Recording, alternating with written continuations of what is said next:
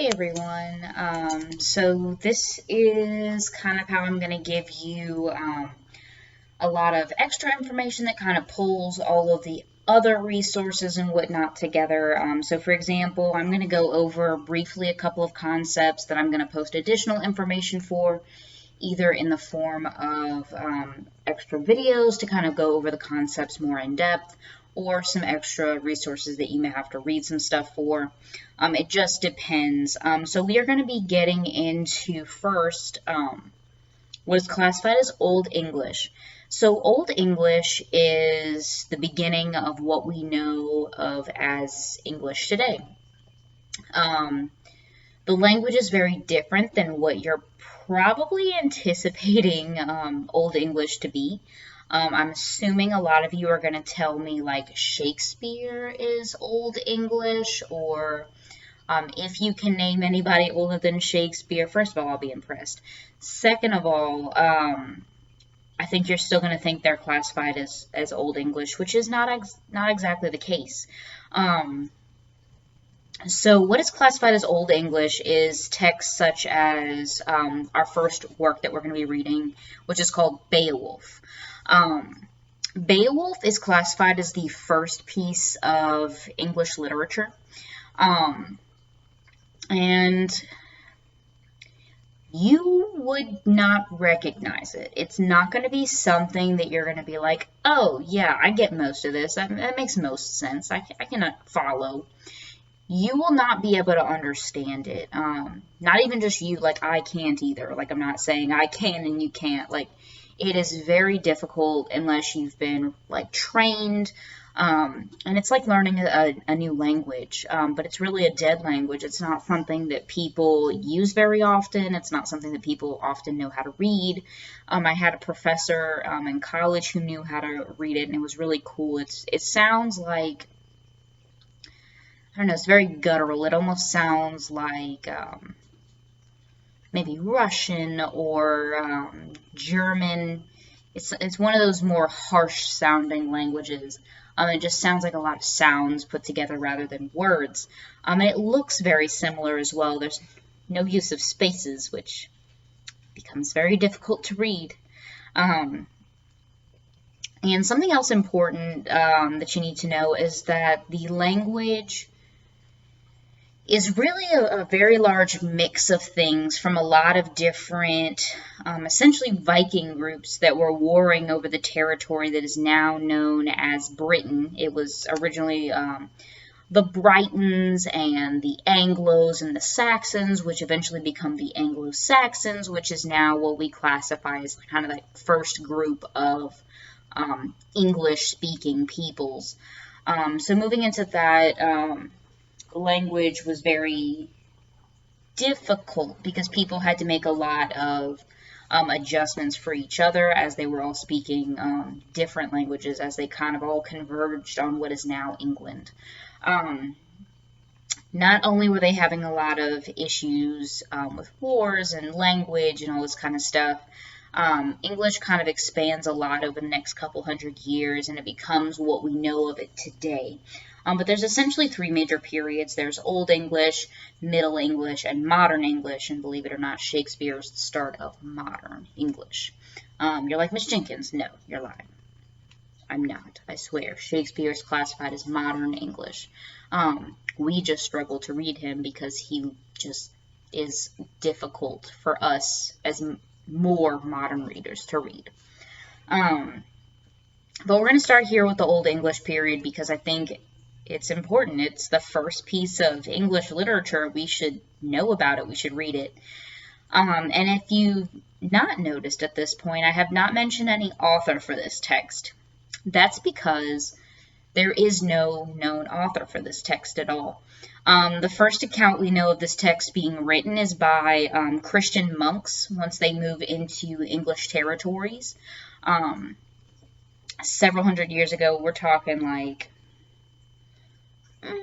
I want to say like 1500s, but don't quote me on that because my numbers are always a little bit off. It might have been closer to the 1400s. So, numbers, not good. Just, I'm good with like grouping things, not number lining things. But we're going to start there because it's important for us to know that before this point, things were not written. So these Christian monks were the first people to write down this first text, and it's an epic poem, which I'm going to give you some more information on in a separate video, epic poetry and Beowulf in particular. Epic poetry is kind of like the original, like, entertainment. People went places just to hear these stories being told. It's like us going to the movies today. Like, we enjoyed it, so we went and we heard and we listened and, like, watched people act these things out and, you know, recount these amazing tales that we've never seen anything like before. And Beowulf was one of those major works that was constantly shared as an epic poem. We see similar cases with things like Homer's The Iliad and the Odyssey. Those are other super famous epic poems. But again, I'm going to give you more information on epic poetry in a separate video.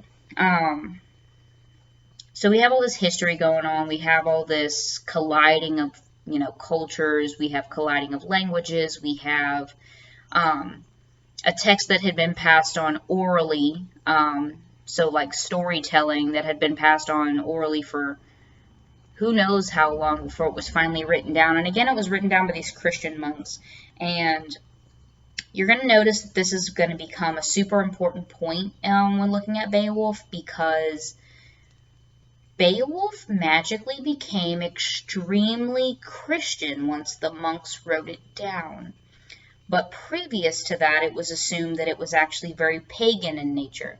And if you're not sure what paganism is essentially like more spirit-based or nature-based religions that aren't centered around like God like we think of as in Christian religions. It's more so nature-based and potentially has multiple gods, but it's classified as paganism. And these two kind of feuding territories for religion kind of collide in this text, and a lot of times it gets confusing on whether it's pagan or whether it's Christian. And the answer is it's both. These Christian monks do a really good job of kind of incorporating a little bit of both, because what better way to take over a group of people than to show them that you're not that different, and to show them that you can actually work together and coincide in one place. So that's what the Christian monks did when they started writing down the native people's like major stories like Beowulf. They were like, hey, you know, it's pretty similar. Like, look, you can just sprinkle here Christianity, sprinkle here paganism, and everyone's happy. So it became a big issue later on, but originally this text was assumed to have less Christianity, more paganism, and then once it was written down, it had a lot more Christianity sprinkled in. So that language has a big situation going on with it. It's a lot of impacting cultures and languages, and the history has a lot to do with it because, again, it's that feuding of two different religions and one kind of, you know, encroaching on or taking over another one slowly but surely. And the literature itself, like I said, this is classified as the first piece of English literature. It was originally, of course, spoken, and then when it was finally written down, it followed a lot of the same traditional ideas as other epic poetry. And we're even going to talk about the concept of tragedy as well with this. So I'm not sure how familiar you guys are with tragedy. So we're going to read an excerpt from Aristotle's Poetics, which is going to be specifically on tragedy. And we're going to look at the beginning of this week and before we move into the actual text of Beowulf. And we're going to be reading something with that, not quite watching anything. So kind of keep an eye out for that this week. That'll be early this week. And then here's a couple of devices I figured would be super important for us to start with. These aren't the only literary devices that you're going to see in this text, But this is a good starting list of things to look for if you're not sure what to look for when you're looking at Beowulf, because it is a longer text. We will be reading this for several weeks, but we're going to be reading like small chunks and doing little activities here and there, just to kind of get through. And we will be watching clips of the movie version of Beowulf. It's available on quite a few like streaming platforms to the entire movie, but I won't be showing you the entire movie. I'll only be showing a couple of clips. And that goes for in person as well, so don't feel like you're getting gypped out watching a movie. But some devices you might want to focus on, because we did just finish up with our annotating stuff. I wanted to make sure that everybody was on the same page.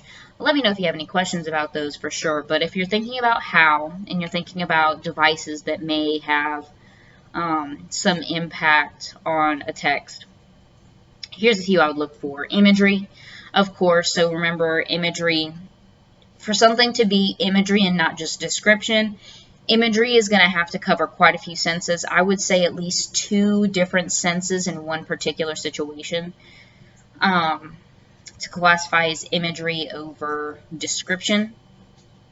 Similes and metaphors, of course, so comparing 2 different things. Personification, making something that's not human and giving it human traits.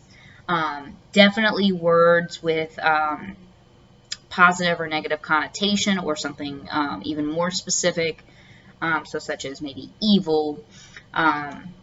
We'll be definitely seeing a lot of what is known as allusions. So allusions are going to be references to a person, place, thing, or text outside of the text itself. You're going to see a lot of biblical allusions in this particular text. So that's a particular type of allusion, not just any allusion. You can find regular allusions, of course, but biblical is going to be one you see frequently in this text, so it's something you can always keep an eye out for. There's also alliteration. Alliteration is a repeated first letter for several words, so maybe the letter T. So a lot of like tongue twisters are also using alliteration. Alliteration specifically is the repeating of consonant sounds, not vowel sounds. Assonance is when you're repeating vowel sounds. It's the same concept, but one is vowels and one is consonants. And then we also have what are known as kennings, which are going to be something you're going to see throughout English literature. So I might as well hit it early with you guys. Kennings are renaming, essentially, a person, place, or thing you're discussing. So this gives a lot of variety to reading, instead of them constantly saying Beowulf this, Beowulf that, Beowulf this, because it is a long text. That would get really boring. Instead of doing that, they find a bunch of unique ways to refer to Beowulf or other characters in the text without specifically using their names. So they use it as a way to describe them. Instead of stopping and describing them for long periods of time, they do that too. But it's also an alternate way for them to do that and give you more characteristics about the character. So obviously characterization would be another one. There's going to be lots and lots of characterization, which we're going to talk about that a ton as well. That'll be part of several of the activities we do with this text.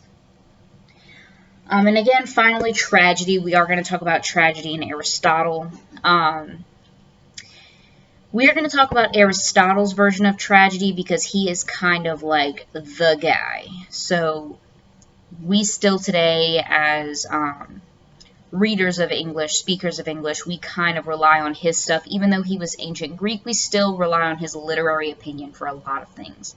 And you're going to see some things that match up with Beowulf as well as other texts we look at this semester. So I think it's important we look at it now and start applying it now. That way later on in the semester, it's kind of just second nature. We already know what to look for, and we're good to go. So again, I'm going to post some extra stuff on language, how language has evolved from Old English all the way through Modern English, and that's going to kind of cover some elements of the history of England as well, but I'll give you more specific stuff as we go through the semester. Some of the literature stuff, I'm going to give you a definition for epic poetry, a specific video on epic poetry, and I'm also going to give you a summary video of Beowulf. I don't ever want you to be confused on what is going on in the text, so I will almost always give you a summary beforehand. I'll let you know what the text is about because I don't want you to get lost. I want you to know exactly what's going to happen so you can get back on track easily. But with that also being said, with the summary videos, I want you to be looking for the details. I don't want you to be looking for these big overall plot points. I want you to be looking for those details.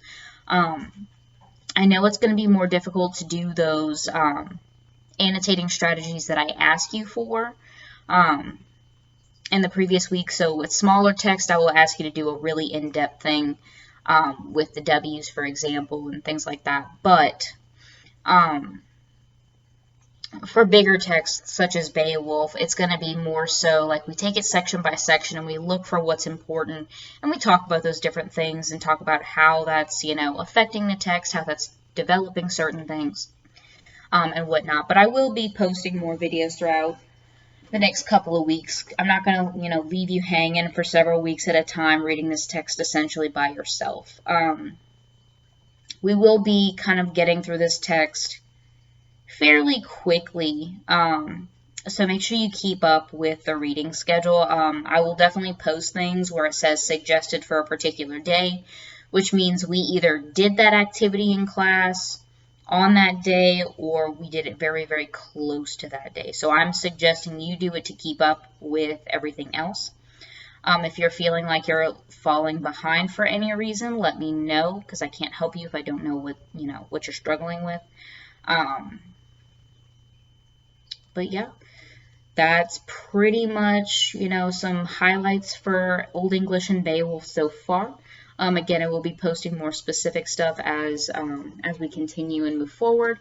But again, we're going to be starting with Aristotle's commentary on tragedy. So kind of be looking for that again at the beginning of this week. Probably be working on that between Monday and Wednesday-ish. And then moving into Beowulf towards the end of the week. So let me know if there's any comments, questions, concerns. I'm here all the time. I'm more than happy to respond to emails, do a video chat if that's what you need. Just let me know. I'm here to help. All right, guys, be good.